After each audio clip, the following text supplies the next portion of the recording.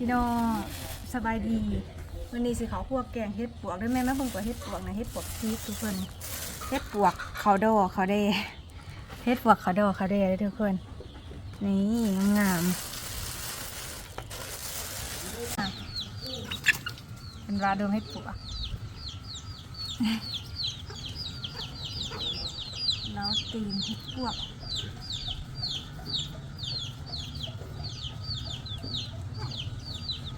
เจ้าขี้มาใหม่ใช่ไหมซื้อร้านไหน70พี่น้อง100เพราะซื้ออีกเหรอพี่น้องไล่หน่อยเนาะมูเข้าไปหาคือบ่ได้มูใหญ่100เพราะว่า100น่าคิดอันนี้เอาน่ะตัวนั้นมันคือยังบ่า100ก็ถือว่าหลายอยู่แล้วพี่น้องเพราะว่าถ่ายเฮ็ดปวกเขาดอในตลาดนะบ่ได้ดอกเลยเป็น2-300บ่แล้วมาถ้าไปหาว่าโบเห็นหมูใหญ่ที่กระจาย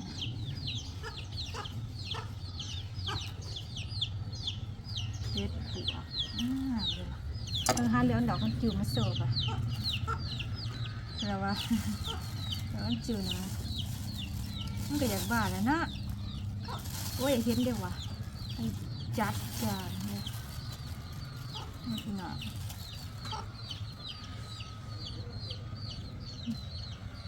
ไปเห็นได้หรอหนองที่จัดการไม่เห็นเนาะเห็ดปื้จับจุ่มนะ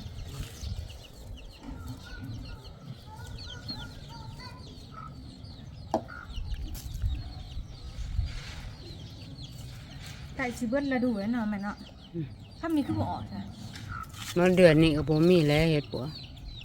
คือบ่ออกข้ามีตรงไหนคือมันจะนอนอยู่บ่แต่ว่าไปอันนั้น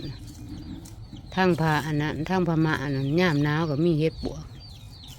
ดินเขาจะซุ่มตลอดดินเขาจะงามมากเลยนะ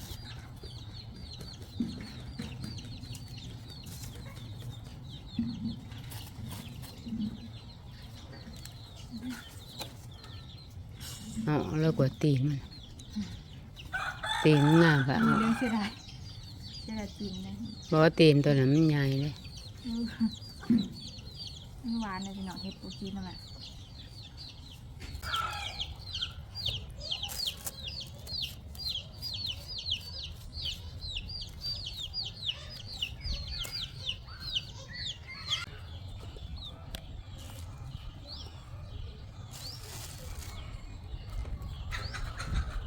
ลมมาแบบน้ำ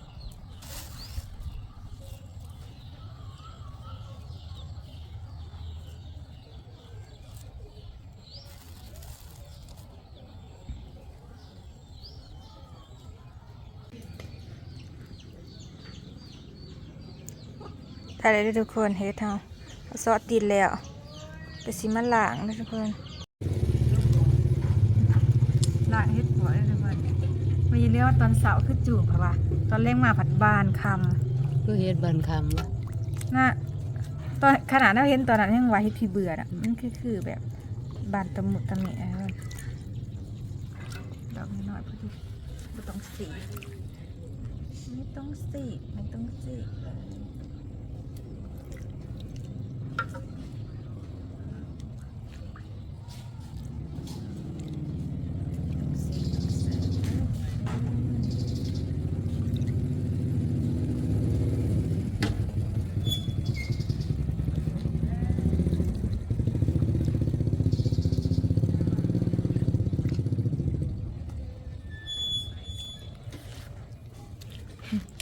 เนี่ย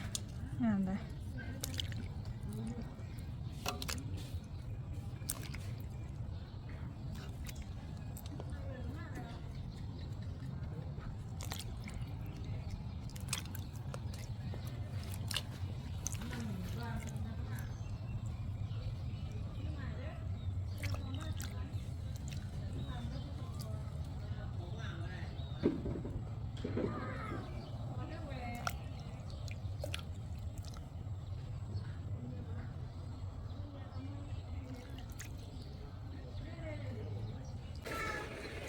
พี่น้องน้ำที่3น้ำที่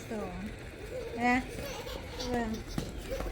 น้ำนี้เขากับชีเซอร์ขึ้นเลยทุกน้ำที่3เลยทุกคนนี่ใส่เนี่ยจนคำมืดตื่นตาแล้วน้ำที่2พี่น้องตัวนี้ อันที่2สีน่ะพอดี 3 น้ำก็พอ 3 น้ำก็พอ 3 น้ำด้วยทุกคนล้างร้านสิไปน้ำหนามเบิดทุกคนเลย อย่ายองเลย ยองแล้ว มันสิหมด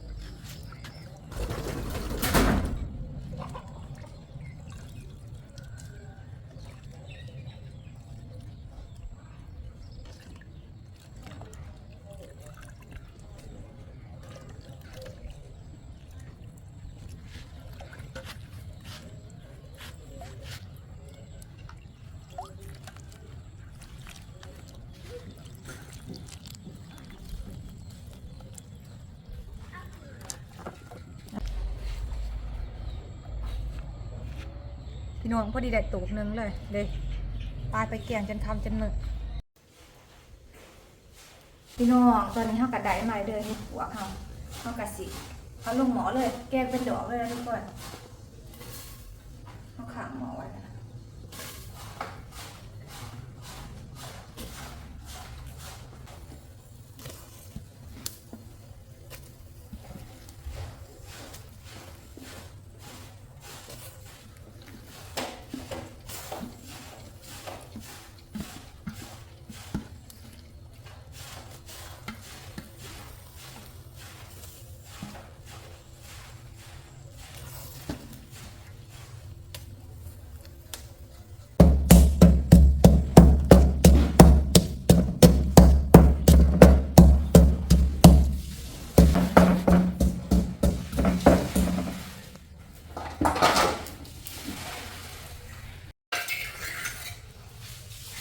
พริกลงไป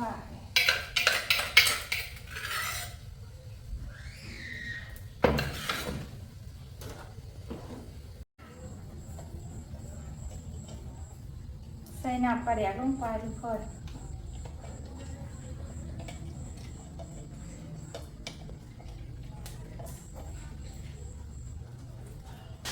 มันปลาแดกชิ้นมันเจ็บน้อย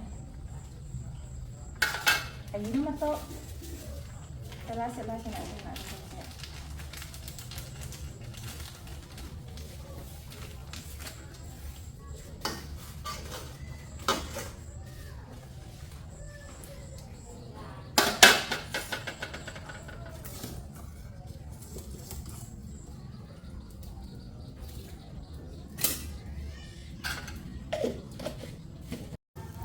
ป้าทุกคนแกงเห็ดปวกค่ะ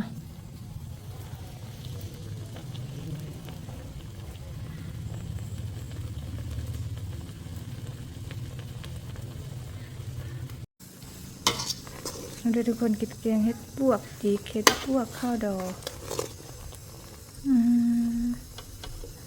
แสบแห้งทุกคน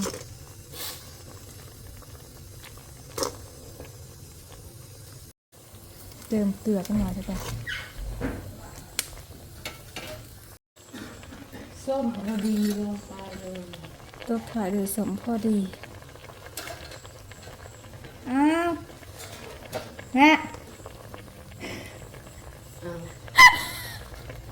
แล้วก็ว่าอีตูแล้วทุกคนหนองนางตูแล้วทุกคนสุดแซ่บแกงเห็ดสุกเรียบร้อยทุกคน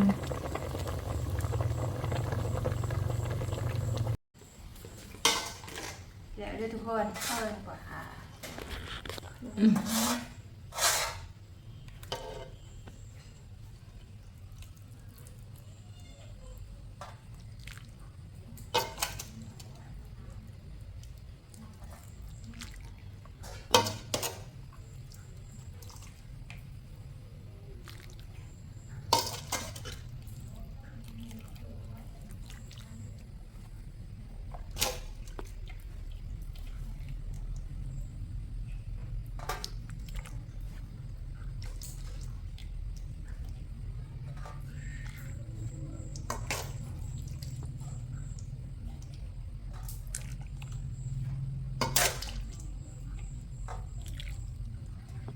พี่น้องตอนนี้กันแล้วเด้อเมนูแกงเห็ดปวกห้ามาเด้อมากินข้าวกันทุกคน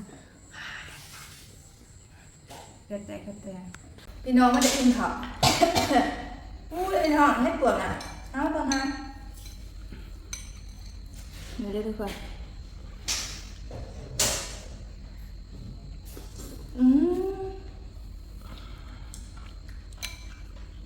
หวาน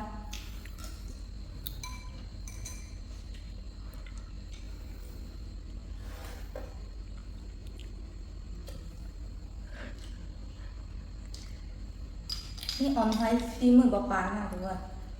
ตีมือหนองปลาจะดูชิมมั้ย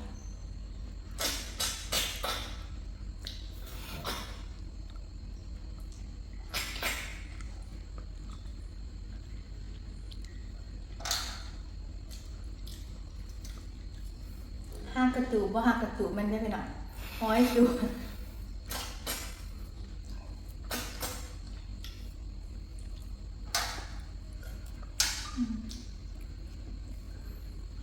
มองฮะ